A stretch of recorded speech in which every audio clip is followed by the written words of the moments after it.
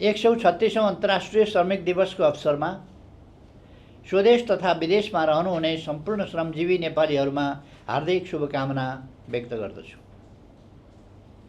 विश्व श्रमिक सङ्गठन आईएलओले सन् 2025 ले तय गरेको safety and health of worker digitalisation and the future of वर्कको थिम नेपालका लागि पनि उत्तिकै सान्दर्भिक रहेको छ।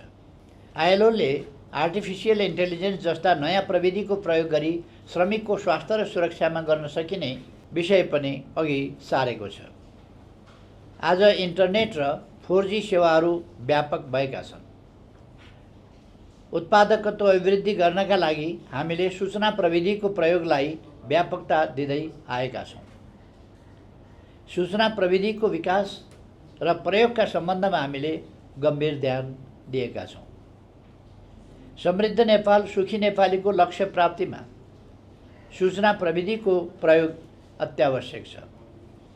हामीले ज्ञानमा आधारित समाज र डिजिटल अर्थतन्त्रको निर्माण, प्रविधिको उच्च प्रयोग गरेर विकास र समृद्धिका लक्ष्यहरू प्राप्त गर्न र सबै नेपालीलाई सरल र सहज तवरले सेवा प्रवाह गर्न सूचना प्रविधिको अहम भूमिका छ। सरकारले श्रम बजार सूचना प्रणाली निर्माणको कार्य समेत अघि बढाएको छ।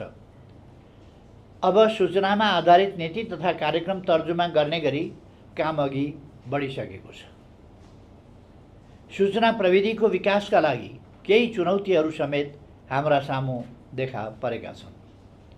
श्रम संसार प्रणाली श्रम तथा रोजगार सेवाको विनिमय प्रणाली हो, जसबाट श्रम तथा रोजगार सम्बन्ध विषयहरूको माग तथा आपूर्ति विश्लेषण, रोजगारीमा आबद्धता, रोजगारदाता संस्थाहरूको नियमन, रोजगार सेवाको समतामूलक र पहुँच योग्यता विस्तार मार्फत सङ्घीयताका लाभहरू जनस्तरसम्म पुर्याउन सहयोगी हुनेछ।